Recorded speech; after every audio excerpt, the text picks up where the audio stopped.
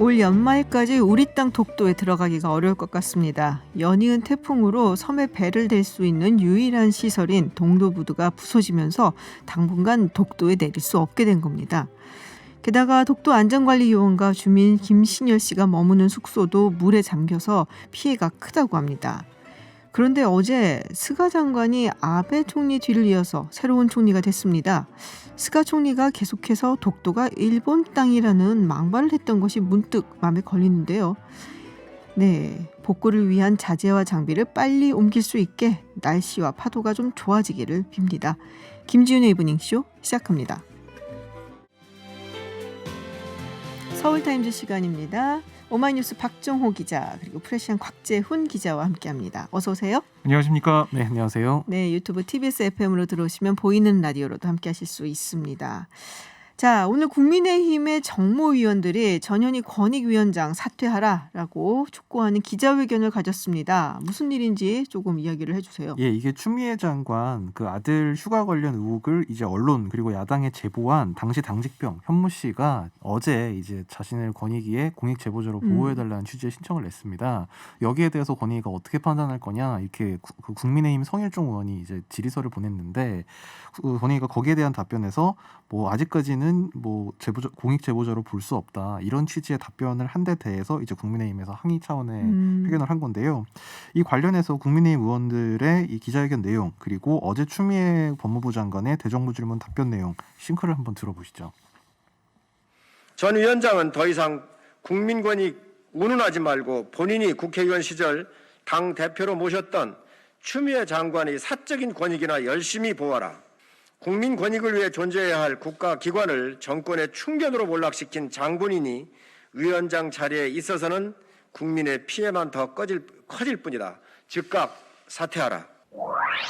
2015년에 수술을 한번 하고 또 2016년 그 1년 뒤에도 수술을 해야 된다라고 하는데 입대일이 가까워져서 일단 군에 먼저 가겠다라고 하고 훈련소에 갔던 것이고요.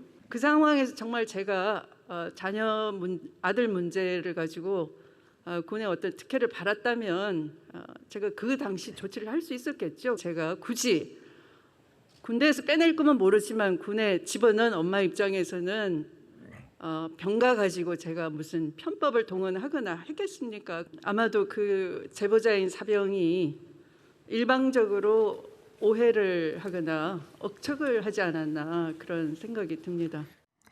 네. 자, 그럼 권익위 쪽에서도 이렇게 결정을 내린 이유는 있을 텐데 무슨 이유로 이렇게 결정을 내린 건가요? 예, 뭐 그 결정을 내렸다기보다 네네. 이제 성일종 의원이 어제 물어본 데 대해서 이제 답변. 그렇게 답변을 네네. 했지만 오늘 거기에 대해 해명성 자료가 네네. 나왔는데요.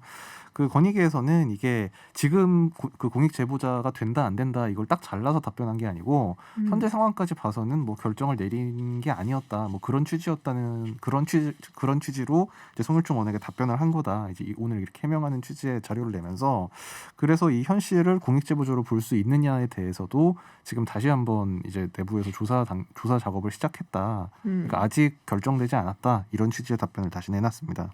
그러니까 어제 그 성 의원이 물어봤을 때는 신고가 접수되기 전이었다고 해요. 권익위의 설명은.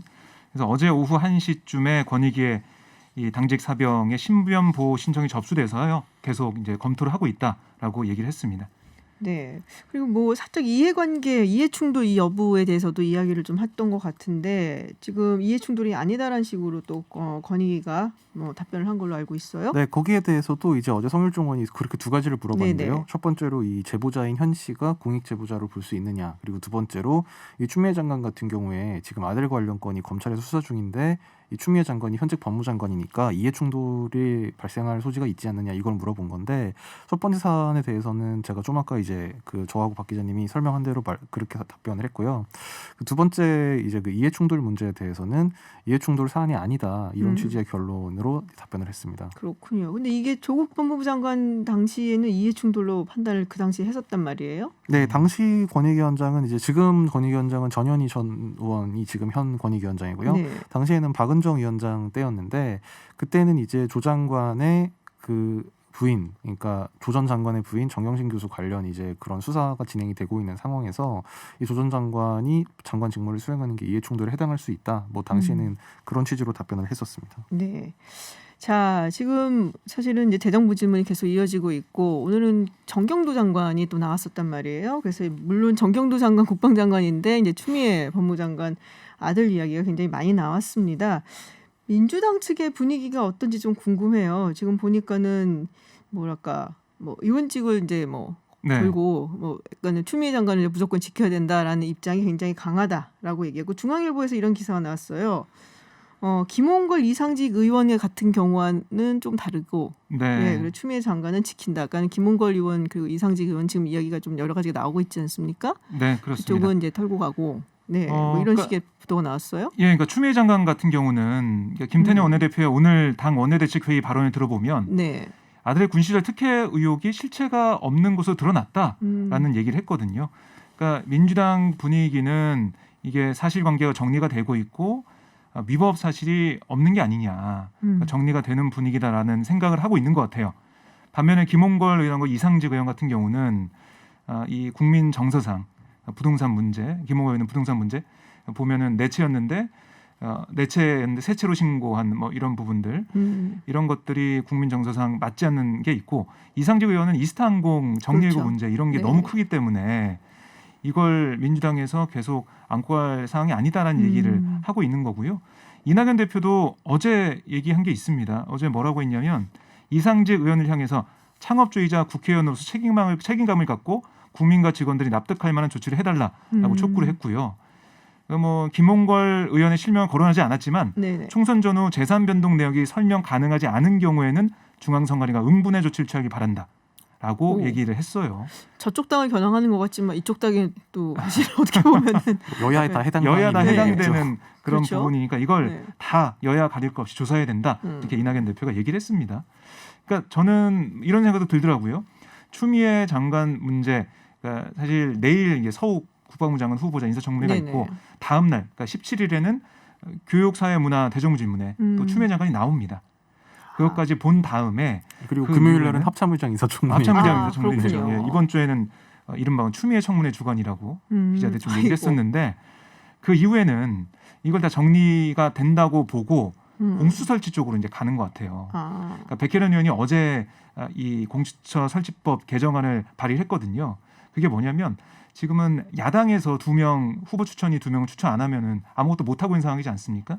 그걸 이제 방지하는 기한 내에 위원 추천하지 않을 경우에는 법원 조직법상 대법관 후보 추천위원회 당연직 위원인 사단법인 한국법학교수회 회장과 사단법인 법학전문대학협회의 이사장을 임명하거나 위촉할 수 있다. 이렇게 했어요. 그러니까 후보 추천위를 야당이 추천위원을 임명하지 않는다고 해서 방치하는 게 아니라 그럼 다른 사람이 하게 다른 된다? 사람이 임명될 수 있게 한 거예요. 그래서 공수처 법을 굉장히 바꿔가지고 심하겠는데요. 설치를 양시에서? 하겠다라는 입장을 보이고 있어요. 그렇군요. 자, 그리고 정부지검이 수사 속도를 좀 내고 있는 것 같습니다. 오늘 국방부 압수수색에 들어갔다는 얘기가 들어가 있어요. 네, 서울 동부지검이 오늘 국방부 감사관실과 민원실 그리고 국방전산정보원 등의 수사관들을 보내서 이 추 장관 아들 의혹 관련 전산 자료를 확보한 걸로 알려졌습니다. 검찰에서는 뭐 구체적인 압수 대상이 뭐다, 뭐 이거는 확인해줄 수 없다는 입장이지만 뭐 아무래도 추 장관 측 그 아들 휴가 연장 민원 관련해서 그 서버 기록을 확보하고 있는 걸로 지금 관측이 되고 있는데요.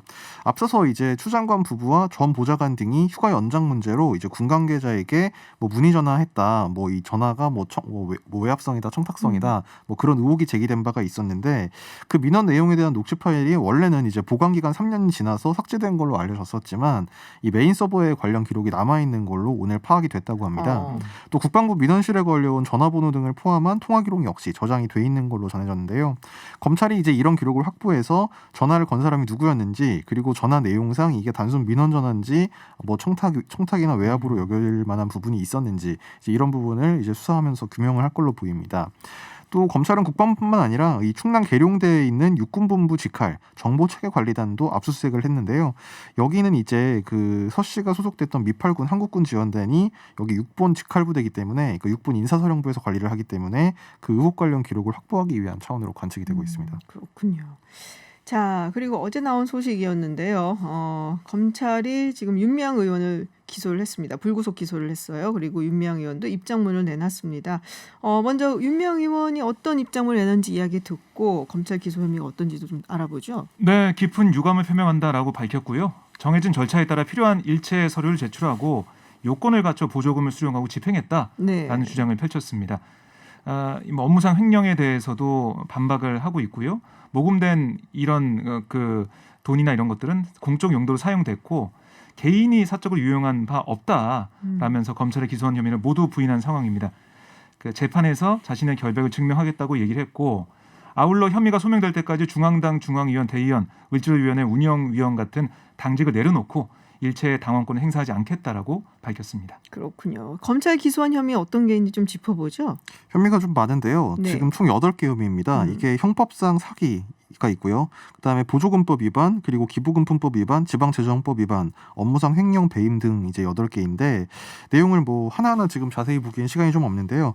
뭐 대표적인 것만 보면 이제 그 한국정신대문제협의회 운영하는 전쟁과 여성인권박물관 이제 요 단체에서 박물관 등록 요건인 학예사를 갖추지 못했음에도 마치 근무하는 것처럼 허위 신청하는 수법으로 13년부터 2020년까지 3억여 원의 보조금을 부정 수령했다. 요게 이제 보조금법 위반이고요. 네. 그다음에 이제 그 정대협 직원 2명과 공모해서 2014년부터 2020년까지 여성가족부 인건비 보조금 신청을 좀 이렇게 부정 수령했다. 6,500만 원 정도를 부정 수령했다. 이제 이런 혐의가 있고요. 그리고 관할관청에 등록하지 않고 뭐 단체 계좌로 41억 원, 그리고 뭐 자기 개인 계좌로도 기부금을 걷는 등 이제 기부금품법을 위반했다. 이런 혐의가 있습니다. 또 개인 계좌를 이용해 모금하거나 정대협 경상비 등의 법인 계좌에서 자신이 임의로 이제 1억여 원에 달하는 돈을 썼다. 뭐 검찰이 이렇게 의심하고 있는 부분이 있고, 그리고 안성 쉼터 매입 과정에서 이제 그 시가보다 비싸게 주고 부동산을 샀다. 요게 업무상 배임에 해당된다. 이제 이렇게 검찰이 판단을 했습니다. 그렇군요. 네, 민주당 측에서 검찰 수사를 보고 입장을 정하겠다라고 일전에 그랬었거든요. 지금 그렇습니다. 현재 분위기는 어떤가요? 분위기 좋지 않습니다. 뭐 좋지는 않겠죠. 네, 그거는 뭐. 그러니까 이게 더불어시민당 소속이었던 무소속 양정숙 의원 지금 무소속인데 부동산 관련 문제로 개원전에 제명을 했었죠. 맞아요. 네. 근데 이어서 방금 제가 전해드린 김홍걸 의원의 총선장 재산 공개 때 10억이 넘는 아파트 분양권 누락 이런 것도 있었고 다시 또 비례대표인 윤미향 의원 문제까지 나왔단 말이죠.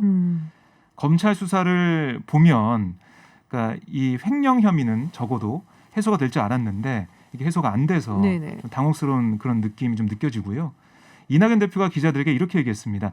내일 최고위원 회의에서 당원 당규에 따라 결정하겠다라고 얘기를 했는데 당원 당규상의 내용을 보면 뇌물과 불법 정치자금 수수 같은 부정부패와 관련한 법 위반 혐의로 기소된 당직자는 직무를 정지하고 윤리심판원에 조사를 요청할 수 있다고 돼 있거든요. 네. 그러니까 내일 당원 당규에 따라 결정하겠다라는 얘기를 한 걸로 봐서 이낙연 대표가 윤 의원 처리를 놓고 좀 결단을 내린 게 아니냐 이런 관측도 나오고 있습니다. 그렇군요. 네, 민주당이 뭐 여러 가지 좀 안 좋은 일이 많이 겹치고 있는 게 아닌가 싶습니다.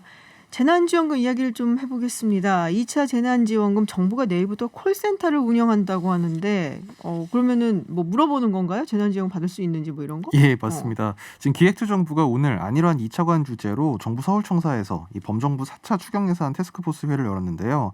이제 여기서 과학기술정보통신부와 고용노동부 그리고 중소벤처기업부, 보건복지부 등 이제 관련 부처 합동으로 이번 4차 추경안에 반영된 각종 지원금에 대한 집행 가이드라인을 이제 논의를 해서 확정을 했다고 합니다. 이 가이드라인 내용은 지금 원래 4시쯤 나온다고 했는데 지금 네. 내용이 아직 확인이 안 되고 있는데요. 아무튼 이제 16일부터 그 범정부 차원의 원스톱 콜센터를 운영을 한다고 하는데 이제 기본적인 내용은 권익위원회에서 콜센터를 맡고 그다음에 사업별 지원 내용과 관련해서는 각 주무 부처에서 그러니까 뭐 중기부라든지 노동부, 복지부 등의 콜센터에서 이제 상담이 가능하다고 합니다. 통신비 지원 사업 관련해서는 이동통신 3사 그리고 알뜰폰 사업자별 고객센터에서 안내를 받을 수 있습니다. 네. 근데 2차 재난지원금이 일단 뭐 나가고 뭐 이러려면은 네. 국채도 뭐 발행을 하겠지만 그리고 4차 추경도 사실 통과가 돼야 되고 여러 가지 할 일이 그렇죠. 많잖아요. 예. 근데 주호영 원내대표가 지금 18일까지는 처리가 어렵다. 이렇게 되면은 예. 이게 정부 목표는 사실은 추석 전까지 지급을 하는 거였단 말이에요. 그렇습니다. 그게 좀 힘들지 않을까 싶은데요. 네, 그러니까 기재부 쪽 얘기를 들어보면요. 네. 이번 주에 추경안이 국회에서 통과된다면 추석 전에 집행 개시되도록 최선을 다하겠다라고 얘기를 했습니다. 그러니까 이게 공은 국회에 있는 거죠. 네네. 그러니까 뒤져보면 국회에서 이번 주에 추경안이 통과되지 않는다면 추석 전 지급이 쉽지 않다라고 볼 수가 있는 거예요. 이번 주 며칠 안 남았는데요. 며칠 안 남았죠. 그러니까 네. 이번 주 금요일에 본회의에서 좀 처리가 돼야 되는데 조호영 원내대표의 오늘 발언을 좀 들어보면 얘기를 들어보면 쉽지 않을 것 같아요. 그래서 이낙연 대표가 그럼 주말에라도 예결위를 가동해가지고 빨리 처리해야 된다라고 얘기했는데 어떻게 될지 좀 봐야 될 것으로 보이고요. 근데 제가 볼 때는 이게 지급이 늦어지면 여당뿐만 아니라 야당에도 좀 부담이 됩니다. 그렇겠죠. 여야다 부담되는 네. 상황이기 때문에 오늘 박홍근 그러니까 예결위 간사 박홍근 의원 얘기 좀 들어보면 이게 여야 합의로 통신비를 주든지 아니면 다른 곳에 예산을 쓰든지 결정할 수 있다. 그러니까 심사해 보면서 판단해 볼 수 있다고 얘기했어요. 그러니까 유연성이 있는 거니까요. 아직 유동적이다라고 볼 수가 있겠습니다. 네, 알겠습니다. 서울타임즈 여기까지 듣겠습니다. 지금까지 프레시안 곽재훈 기자 그리고 오마이뉴스 박정호 기자였습니다. 고맙습니다. 고맙습니다. 감사합니다. 아동 납치 및 성폭행 혐의로 징역 12년을 선고받고 복역 중인 조두순이 올 연말 출소를 앞두고 있죠. 경기도 안산시가 추미애 법무부 장관에게 성범죄자 관련 보호수용법 제정을 긴급히 요청한 사실이 알려졌습니다. 윤하섭 안산시장 연결해서 보호수용법 제정을 긴급히 요청한 이유 그리고 조두순의 출소를 지켜보는 안산시 분위기는 어떤지 들어보겠습니다. 시장님 안녕하세요. 네, 반갑습니다. 안산시장 윤하섭입니다. 네, 조두순이 오는 12월 만기 출소하게 되고 또 이후에 안산에 있는 집으로 돌아가겠다라고 밝힌 것이 알려지면서 논란이 좀 일었습니다. 특히 안산 시민들이 좀 많이 불편해할 것 같은데 분위기가 어떤지 궁금한데요. 맞습니다. 온 국민이 성범죄자 조두순을 모르는 사람이 없습니다. 또 우리 지역뿐만 아니라 타 지역에서도 조두순을 다 알고 있어서 네. 더욱더 불안감을 호소하고 있는 실정이고요.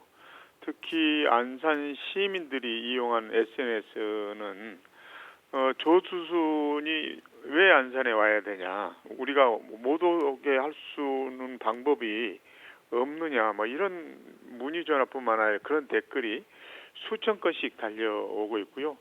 또 청와대에 청원이 가서 한 7천여 개 정도의 동참자가 있는 걸로 알고 있습니다. 네.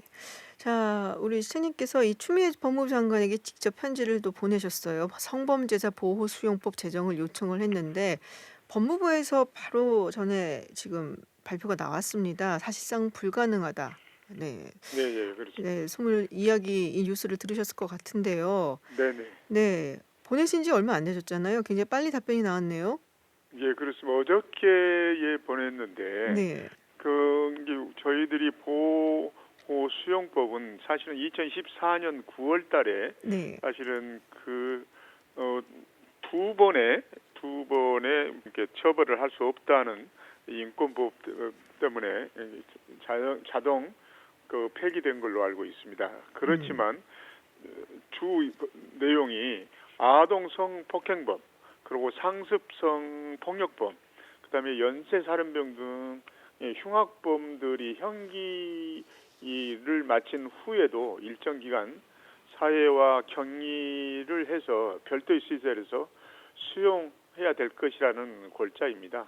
그런 내용들이 좀 잘 받아들여져서 시민뿐만 아니라 국민들이 불안하지 않도록 했으면 좋겠다는 취지에서 요청하게 됐습니다. 네. 근데 지금 뭐 법무부에서 사실상 불가능하다라는 입장이 나와서 글쎄요. 네. 시장님께서 요청하신 게 이루어지지는 않을 것 같은 생각이 드는데 어떠십니까? 그러니까 그 글로 인해서 시민뿐만 아니라 국민들이 극도로 불안해하는 상태에 있거든요. 네. 그래서 그 중에서도 가장 염려되는 것은 피해자와 피해자 가족들에 대한 2차, 3차 뭐 이런 피해가 없도록 했으면 좋겠다 하는 취지에 있습니다. 이게 20대 국회에서도 두 번이나 이제 이야기가 있었단 말이에요. 국회 그렇죠. 개원하자마자 한번 정부안이 있었고 2016년도에 예. 그리고 당신 자유한국당 윤상직 의원을 비롯한 10명 정도가 이제 발의를 했었고 근데 이게 법사위에서 성정이 된다면 별로 얘기가 없다가 그냥 폐기가 됐단 말이에요. 그렇습니다. 네. 근데 우리 시장님께서 보시기에는 또 현장에 계신 분이니까 네. 이게 꼭 있어야 된다라고 생각을 하실 것 같은데 왜 그러신지 조금 이유를 들어보겠습니다. 지금 현행법으로서는 도저히 그 조두순의 지역으로 이제 돌아오는 것을 막을 수가 없습니다. 특히 신변에 대한 강제력을 이제 부족하는 거거든요. 강제력이 부족해서 도저히 막을 수가 없어서 아까도 이야기했듯이 모든 국민뿐만 아니라 시민들이 아주 불안해하기 때문에 이런 법을 제정을 해서 국민 또 시민들을 보호하는 겁니다. 이게 한 사람의 강력 범죄자의 인권도 참 중요하지만 그 다수의 시민들의 한 분 한 분의 인권이 더욱더 중요하다고 저는 생각하고 있습니다. 이게 그러니까 어떻게 보면은 보호 수용소 같은 곳에 이 조두순과 같은 그런 이제 아동 성범죄자라든지 이런 사람들을 뭐 보호라고는 얘기하지만 격리시키는 거잖아요. 어떻게 네, 보면은. 그렇습니다. 그러면은 이 보호 수용소를 또 마련하는 어떤 재정 같은 것도 좀 필요할 텐데 그게 사실상 좀 걸림돌이 되기도 했었고요. 그러니까 지금까지 옛날에 청송 감호소 같은 그런 시설이 있었는데 네. 이제 그런 시설로 수용하게 되면 1차에 이제 뭐 인권 침해도 되고 또 2차에 처벌이 된다고 해서 그런 것들이 이제 다시 회귀했는데 또 한편으로 보면 성범죄자들이 여러 가지 이제 흉악범들을 자유롭게 그 사회에 복귀할 수 있도록 하는 것은 참 우리 이제 모든 국민들의 바람은 아니라고 저는 생각하고 있고요. 그것을 법으로 제도화로 잘 방어하고 막아야 된다고 생각합니다. 근데 지금은 어쨌든 이게 좀 힘들어진 상황인데요. 그러면 어떤 다른 방법을 또 생각하고 계신 게 있으신가요? 그래서 또 우리 지역에 네. 전해철 의원님, 그다음에 김철민 의원님, 고영인 의원님, 남국 의원님과 함께 연대해서 모든 여야를 막론하고 의원님들과 잘 협의해서 이것이 꼭 제정될 수 있도록 최선의 노력을 다하도록 하겠습니다. 그렇군요. 그럼 안산시 차원에서의 뭐 다른 대비책 같은 건 있나요? 안산시에서는 지금도 많은 CCTV가 설치되어 있습니다. 그런데 새로운 CCTV를 설치를 하면서 그 CCTV에 사실은 베일 기능이 담길 수 있도록 비상 베일 기능이 담길 수 있도록 하고요. 그런 것들이 골목골목 또 그다음에 또 위험 지역이라고 판단된 지역에 설치할 거고요. 한 200여 대를 설치할 거고요. 또 그다음에 법무부와 협력해서 그런 정보를 공유하는 그런 관제소를 만들어서 관제소가 지금도 있지만 만들어서 그것을 정보를 공유하는 그런 시스템을 하고요. 저희들도 관제센터가 있는데 365일 24시간 잘 감시하고 활동을 해서 시민들이 불안이 최소화될 수 있도록 모든 역량을 발휘할 계획입니다. 네. 그좀 뭐 안산 보호관찰소에서도 뭐 약간 인력을 좀 늘린다라는 얘기도 있더라고요. 네, 그렇습니다. 그래서 법무부에서 1대1 뭐 전자감독 관찰 보호를 하는 해서 재범 방지 이 대책을 최소화하겠다고 하는 것도 발표했지만 사실은 그렇다 할지라도 시민들이 느끼는 불안감은 해소되기는 어렵거든요. 그래서 전자 발찌를 채웠다 할지라도 작년에는 한 50여 건의 재발을 했고 올해도 벌써 상반기 때 30여 건의 범죄자가 나와 있습니다. 네네. 그래서 그것이 우리 재발 방지를 막는 데에는 도움은 되지만 적극적인 도움은 아까 제도가 가장 중요하다고 생각합니다. 네, 알겠습니다. 네, 말씀 여기까지 듣겠습니다. 오늘 고맙습니다. 네, 감사합니다. 네, 지금까지 윤화섭 안산시장과 이야기 나눴습니다. 네, 앞서 안산시장과 인터뷰 통해서 안산 시민들의 우려 들어보셨는데요. 조두순의 출소를 앞두고 정말 많은 분들이 불안도 하고 또 분노도 느끼고 계십니다. 승재현 한국형사정책연구원 연구위원과 함께 조두순 출소 이야기 그리고 현재 논란이 일고 있는 디지털 교도소에 대한 이슈까지 짚어보겠습니다. 안녕하세요, 위원님. 네, 안녕하십니까. 네, 앞으로 매주 화요일마다 저희와 함께 이런 이야기, 법률 이야기들 또 이렇게 짚어주신다고 하셨습니다. 최선을 다하도록 하겠습니다. 네, 고맙습니다. 네, 유튜브 TBS FM 들어오시면 보이는 라디오로도 함께하실 수 있습니다. 자, 앞에 저희가 윤화섭 안산시장과 인터뷰를 했는데요. 이 보호수용법을 제정을 해서 조두순을 관리 감독해야 된다.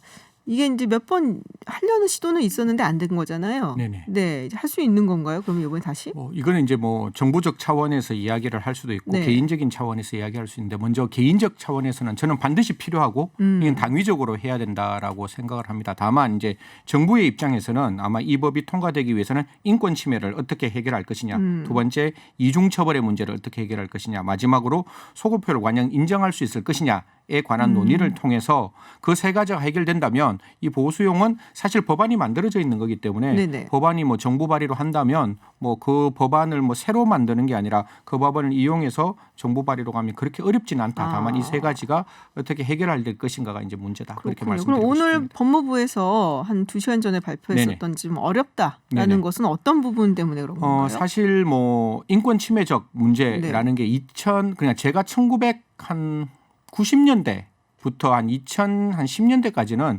저도 피의자 피고인 인권이 가장 중요하다. 그 사람들의 인권이 어떻게든 형소법에 들어가야 된다라고 네네. 했는데 이제 2010년 넘고 2020년에는 사실 피고인의 목소리는 당연히 형사소송법에 굉장히 많이 들어와 있어요. 하지만 그것뿐만 아니라 이제는 피해자의 목소리를 우리가 어떻게 담아갈 것인가에 대한 고민을 해야 되는데 그렇게 바라본다면 과연 조두순의 인권과 우리가 지켜주지 못한 그 어린 아이의 그 영구적 장애를 우리는 어떤 형태로 이 피해자의 목소리를 담을 것인가라는 문제를 고민한다면 저는 개인적으로 조두순의 인권도 있지만 그 피해자와 그 안산 시민의 인권이 훨씬 더 크다. 그럼 인권 문제는 통과될 수 있는데 이중처벌의 문제도 같은 목적, 같은 시설, 같은 처우를 한다면 이중처벌이지만 지금 나오는 보호수용은 다른 목적, 다른 시설, 다른 처우를 하기 때문에 이중이 아니다. 예, 이중이 아니다. 근데 이제 마지막에 소급표 검제의 원칙이라는 것도 네. 우리 헌법재판소 판례와 대법원이 허용이 안 된다라고 하는 아하. 거예요. 그 소급표는 사실상 헌법 13조에 반할 수 있다라고 이야기를 하는데 좀 외람된 말씀이지만 사실 그 조두순 사건은 저희가 그 어린아이를 지켜주지 못했거든요. 그리고 사법부도 그 당시에 심신미약이라는 말도 안 되는 이유로 조두순을 감경해줬고 검찰도 사실 증거인멸의 어떤 정황이 분명히 보였음에도 불구하고 자기들이 무기를 구형했는데 항소하지 않았다. 이 모든 게 복합적으로 만들어져서 결국 지금의 이 문제는 저도 여기로부터 자유롭지도 못하고 법무부도 자유롭지 못하고 사법부도 자유롭지 못한 부분이거든요. 그런 부분에서 단 하나의 법리적 문제, 소급표의 문제를 가지고 이게 안 된다라고 말할 것이 아니라 우리가 과거에 그렇게 잘못했던 부분을 반성한다는 의미에서 이제는 그 나영이와 같은 아이가 더 이상 세상에 있어서는 안 된다는 절박한 심정을 가진다면 소급표의 문제는 사실상 국회의 의지의 문제이고 법무부가 이걸 어떻게 받아들일 것이냐에 대한 문제라고 생각합니다. 그렇군요. 좀 더 적극적으로 할 수 있는 이슈다라는 말씀 네. 같은데 이런 식의 보호수용법 뭐 이런 제도를 운영하는 국가가 해외도 있나요? 대륙법계 국가는 다 있습니다. 아. 사실 영미법계 국가는 네. 보안 처분이라는 걸 몰라요. 그쪽 미국 사람들은 그냥 형기를 그냥 더해 나가는 거잖아요. 근데 좀 많잖아요. 그러니까 공기가. 미국 입장에서는 그냥 죄를 저지르면 네. 사람은 고치지 못한다. 생리적으로 범죄인이다. 그래요. 그러면 예를 들어서 아동 성범죄는 미니멈 형량 25년. 그럼 네. 한 건 하면 25년, 두 건 하면 50년, 세 건 네. 하면 75년, 네 더 건 하면 이렇게 가는 100년 거고. 넘어가고 막. 대륙법계는 형법은 굉장히 이렇게 책임의 원칙에 비례해야지 이게 괴물로 변하면 안 된다. 그래서 교화의 목적이 좀 더 그렇죠. 많다. 예. 그래서 그 형벌과 보안 처분을 나누고 보안 처분을 가지고 있는 나라는 독일, 스위스, 오스트리아, 이탈리아까지 보안 처분의 규정은 있습니다. 그렇군요. 근데 조두순 이제 출소를 하면은 뭐 여러 가지 조치는 있긴 하잖아요. 뭐 전자발찌를 채운다든지 그리고 아까 이제 시장님 말씀에도 의하면 뭐 안산시에 뭐 CCTV를 많이 달고 여러 가지로 뭐 그리고 거의 뭐 매일 이제 감시하듯이 네네네. 뭐 한다고 하는데 이게 어느 정도 효과가 있을지도 사실은 궁금하거든요. 사실 이제 제가 2014년에 한번 설문조사를 전 국민 대상으로 해봤는데요. 네. 전자발찌가 성폭력 범죄에 효과적이냐 라고 하면 90% 이상이 효과적이라고 말씀을 네네. 주셔요. 그런데 과연 전자발찌가 성폭력 범죄를 예방하는 데 충분하냐라고 여쭈면 98%가 또 90몇 프로가 이 부분에서 충분하지 않다. 결국 전자발찌는 그 재범의 위험성을 억제할 수는 있어도 건절할 수는 없다. 그리고 뭐 최근에 이제 7월에 일어났던 사건인데요. 51세의 남성이 주택에 침입해서 50대 여성과 8세 아이에 대한 성폭행을 하려다 미수에 그친 사건인데 네. 이 친구가 이미 전자발찌를 한번 끊고 그 전자발찌 기간이 연기가 되었고 그 사이에 전자발찌를 계속 차고 있었음에도 불구하고 사실상 범죄를 하려고 하면 막을 수 없는 게 전자발찌잖아요. 사실 저희들이 어떤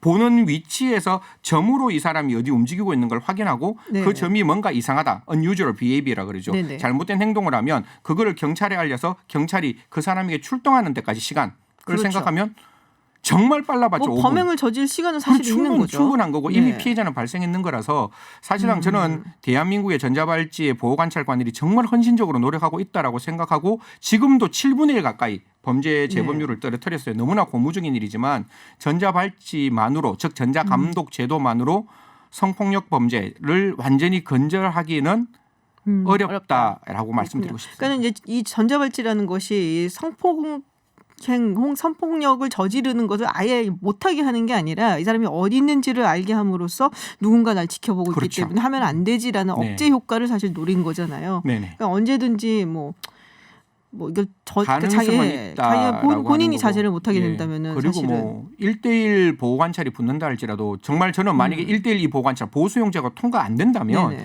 1대1 보호관찰에 정말 인력은 반드시 늘어주셔야 됩니다. 이거는 행정안전부의 당위적인 문제고 기재부의 필요적인 문제라고 네네. 생각하는 거예요. 왜냐하면 한 사람에게 1대1 전자감독이 붙으면 나머지 사람들에게 거의 분명히 빠져나와야 되는 거거든요. 네. 그러니까 인력을 정원해서 충분하게 조두순이 다른 행동을 하지 못하도록 적극적인 감시 제도가 필요하다 이렇게 말씀드리고 싶습니다. 그렇군요.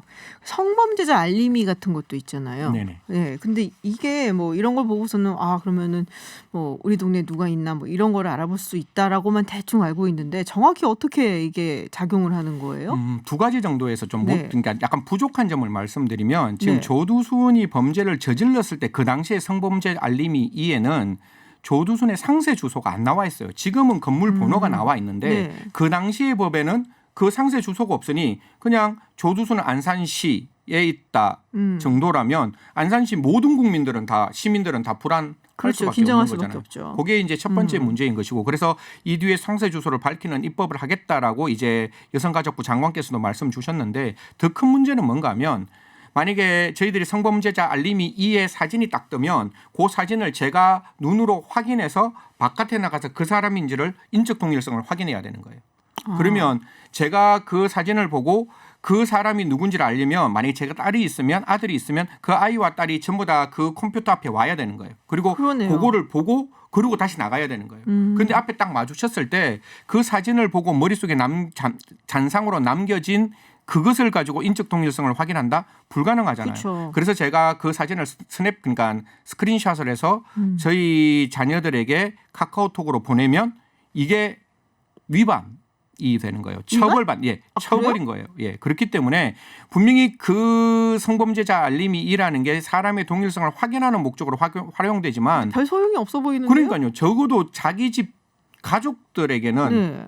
그게 수 있어야지 대체 있어야 되지 않을까요? 않느냐. 그러니까 네. 그런 부분들이 여전히 한계적 영역으로 머물러 있기 때문에 이 부분도 빨리 그런 부분에 대해서 개선해야 되고 이 부분도 입법안은 나와 있다는데요. 이건 네. 여야의 문제가 아니니까 내일이라도 모레라도 그래요. 좀 빨리 좀 통과시켜 줬으면 좋겠습니다.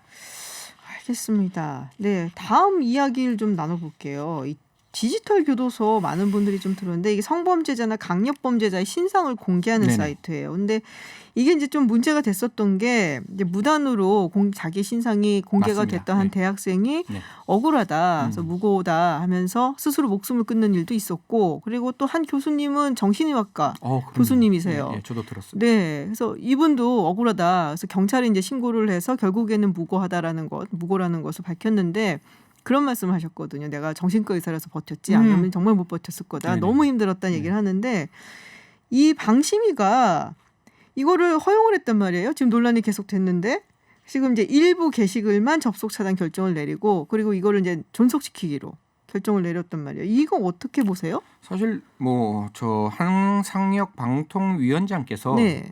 문명사회에 있을 수 없는 일이다. 사실 이 디지털 교도소에서 개인적인 신상에만 천착하고 있는 거잖아요. 미시적 관점에서 내가 그 사람들을 박제시키겠다 이런 목적만 가지고 이야기하다 보니까 거기에 나온 사람이 정말로 성폭행 범죄를 저지르지 않는 사람들이 있었고 그로부터 우리가 절대로 사회적으로 용납할 수 없는 극단적인 선택의 사건도 발생했기 때문에 그렇게 천착하고 있으면 이 사이트는 폐쇄돼야 되는 게 맞는데 네. 이제 한 89건 정도의 게시물이 올라왔는데 그러면 그걸 삭제를 하려면 법률에 규정이 있어야 되잖아요. 네. 이 근거 규정에 따라서 가야 되는데 아동 청소년 이용 음란물 그 아동 청소년 그 보호법에 따르면 아까 제가 말씀드렸다시피 그 사이트에서 확인해야지 그 사이트에 전송 확인하는 같은 게 안 것이 된다? 전송하면 안 네. 되니까 이 사이트에 올라와 있으면 위반. 그래서 그날 삭제 이렇게 네네. 되는 거고 두 번째는 그 정보통신망법에 보면 진실한 사실이라 할지라도 그것이 정보통신망법에 올라오면 명예훼손죄로 처벌받을 수 있거든요. 그래 명예훼손죄 맞아요. 위반. 그래서 사실적시 뭐 이런 예, 사실적시 거. 그것도 이제 삭제. 네네. 그런데 개인정보보호법 중에 이제 우리가 가지고 있는 조항 중에 그 금지 조항들이 만들어져요. 그게 59조에 있는데 이 개인정보 위반은 아니다 이렇게 해석을 했는 거예요. 저도 이렇게 지금 청취자들이 어려워서 네네. 제가 조금 설명드리긴 좀 그렇지만 그 금지 행위에는 어떤 사람인가 하면 네. 개인정보를 처리하거나 처리하였던 자의 사람이 업무상 알게 된 여러 가지 정보를 누설했을 때 처벌하는데 과연 디지털 교도소에 있는 그 운영자가 여기에 해당될 것이냐의 문제에서 아니다. 네네. 그러면 그 금지 행위가 아니기 때문에 이 그 여러 가지 어떤 게시물은 삭제하는 게 좀 어렵다 이렇게 방심위에서 결정했습니다. 근데 이게 스스로 목숨을 끊는 분까지 나타났고 그리고 89건 중에서 17건이 이제 그렇죠. 잘못돼서 삭제가 된 건데 이게 비율로 따지면 20%예요 네네. 거의. 그러면 상당히 많은 잘못된 정보가 올라가서 굉장히 고통을 받는 사람들이 생길 수밖에 없단 말이에요. 물론 이제 국민들이 그 성범죄자에 대한 그 공분, 네. 분노 이건 충분히 이해가 가지만 이걸로 인해서 지금 17건에 해당되는 분들은 얼마나 괴로울까. 네. 그걸 생각한다면은 이게 좀 논란이 좀 많지 않을까 싶어서요. 뭐 지금 이제 이기 디지털 운영자가 나와서 네. 했는 이야기는 뭐 첫 번째 법원의 판결이 있거나 아니면 언론에 공개적으로 나와 있는 내용 혹은 확실한 증거가 있는 내용만 올리겠다라고 이야기를 하지만 여전히 여기에 대해서는 그 개인적인 신상에 천착하다 보면 그런 그렇죠. 문제들이 발생할 수 있거든요. 그렇기 때문에 제가 원하는 것은 분명히 이 사이트가 그냥 개인의 신상을 박제하는 것으로 그의 목적을 여전히 유지하고 있다면 저는 폐쇄되는 게 맞고 네. 그게 아니라 적어도 이 디지털 교도소가 새로운 플랫폼 즉 지금 우리 디지털 성범죄에 관련된 여러 가지 문제점을 같이 공론의 장으로 만드는 개인의 신상의 문제가 아니라 제도와 시스템의 문제로 그것을 극복하기 위한 장으로 만든다면 논외로 치더라도 개인의 정보에 천착하고 있으면 저는 굉장히 위험한 사이트고 네. 분명히 불법이 발생할 수 있고 그러면 폐쇄되어야 한다 이렇게 말씀드리고 싶습니다. 그렇군요. 지금 이제 그 일기였고 지금 새로운 사람들이 나서서 새로운 운영자가 지금 나왔단 말이에요. 그 처음에 이제 운영을 했었던 사람 서버가 해외에 있다라는 얘기를 해요. 그러면은 뭐 찾아내고 그리고 뭐 하기가 쉽지 않을 것 같은데요. 그리고 지금 스스로 목숨을 끊은 대학생도 있고 여러 뭐 유가족이라든지 피해자 이런 분들이 뭐 법적인 어떤 소송을 걸 수도 있지 않을까 싶긴 그럼 한데. 뭐 당연히 유가족의 입장에서는 잘못된 네. 정보를 통해서 어떤 그 올라와서 나의 아이와 나의 딸이 만약에 그런 극단적인 선택을 했다면 저는 굉장히 울분에 찼을 그렇죠. 것이고 그 부분에 대해서는 당연히 형사상 민사상 책임을 물어야 되는데 이 역시 사이트를 찾는 건 경찰의 의지인 것이고 그래요? 그 경찰이 얼마만큼 사법 공조를 잘 이끌어 갈 것이냐 관련된 문제. 왜곡하고 해야 되는 그렇죠. 거예요? 왜곡화해야 되는 거기 때문에 아까 제가 말씀드렸다시피 분명히 불법이 존재를 했고 그 불법으로 인해서 문명 사회에서 일어나지 않아야 될 극단적인 선택이 이루어졌다면 이 부분에 대해서는 분명히 책임을 물어야 하고 책임을 묻기 위해서는 경찰 당국에서는 저는 국민 생명 한 사람이 국가 안보라는 생각을 가지고 있거든요. 그런 어떤 극단적인 선택을 했다면 분명히 경찰 쪽에서는 이 부분에 대해서 좀 적극적인 수사가 이루어져야 된다고 생각합니다. 외국에도 이런 게 있나요? 뭐 기본적으로 이제 자경단이라고 해서 어떤 법이 못 따라가다 보니까 네네네. 그 법을 좀 이렇게 극복하기 위해서 만들어지는 어떤 제도들이 있는데요. 대한민국 같은 경우에는 워낙 사법제도가 잘 되어 있고 그 사법제도가 사적 자치로 사적 보복으로 되는 것은 굉장히 막아야 되는 그런 상황이기 때문에 이런 사이트가 올라오지 않도록 우리가 그것도 지금 가지고 잘해야 있는 여러 된다. 가지 어떤 시스템 그다음에 그런 것들을 좀 새롭게 바꿔야 되지 않느냐. 그래서 오늘 뭐 양경 기준도 제가 모처럼 이렇게 양경 네네. 의원에 박수 쳐주는데 양경 기준이 조금 잘 나왔더라고요. 아 예. 맞아요. 양형 기준이 좀 잘 나왔는데 그 얘기를 하려는데 시간이 모자라갖고 하기가 좀 힘들어질 것 같은데 다음 뭐 매주 나오시니까 이제 네네. 네, 그때 뭐 다른 따로 또 해볼 수도 있을 것 알겠습니다. 같습니다.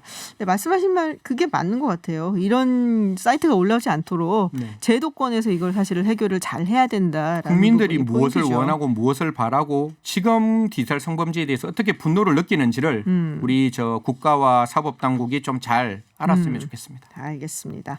네, 말씀 여기까지 듣겠습니다. 고맙습니다. 감사합니다. 네, 지금까지 승재현 한국형사정책연구원 연구위원과 이야기 나눴습니다.